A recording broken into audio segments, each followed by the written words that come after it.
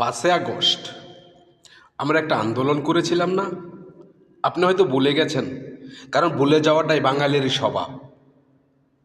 আর সেই আন্দোলনে কিন্তু আমরা যখন ঝাঁপিয়ে পড়ি, তখন ভেবেছিলাম মেধার যোগ্যতায় চাকরি হবে না, কোটায় হবে। কোটা বাংলাদেশে থাকবে না, কোটা বাংলাদেশে রাখা যাবে না। আর সেটা নিয়েই কিন্তু আমরা রাজপথে ঝাঁপিয়ে পড়েছিলাম। আর সেখানে অনেক ভাই ব্রাদার হয়ে গেছিল পঙ্গু, অনেকে আবার মৃত্যুবরণ করেছে সেই আন্দোলনে। কিন্তু এই ঘুরে পুরে যখন এখনো বাংলাদেশে এই কোটাই চলে, তখন যারা এই কোটা নিয়ে কিংবা স্লোগানে স্লোগানে তখন ভরপুর করে দিয়েছিল ঢাকা না দিল্লি, তারা আজ যখন কোটা ব্যবহার করে, তখন তাদেরকে আপনি কি বলে আখ্যায়িত করবেন? অবশ্যই আমার একটা খারাপ অভ্যাস, আর সেটা হচ্ছে কি, ন্যায্য কথা আর ন্যায় কথা বলতে গেলে ওই সমস্ত মানুষদেরকে বেশ্যার ছেলে আর খানকির ছেলে ছাড়া অন্য কোনো ভাষায় আমি ব্যবহার করতে পারি না। আর জামাতের যতগুলো নারী এমপিকে সংসদে জায়গা দেওয়া হয়েছে, তারা প্রত্যেকেই কোটার মাধ্যমে গিয়েছে। তাহলে কি আপনি তাদেরকে কি বলবেন? বেশ্যার ছেলে বলবেন না?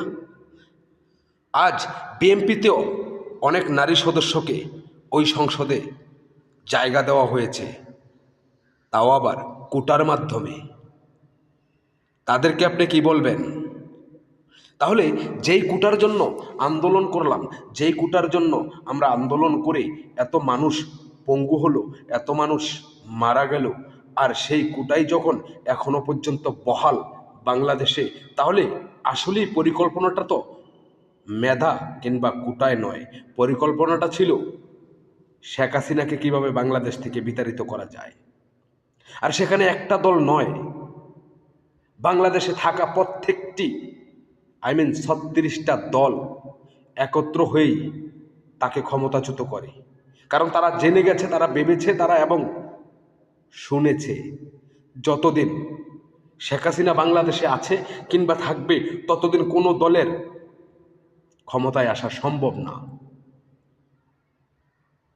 আর ঠিক তখনই তারা যত রকমের নাশকতামূলক কাজের প্রয়োজন ছিল তা করেছে।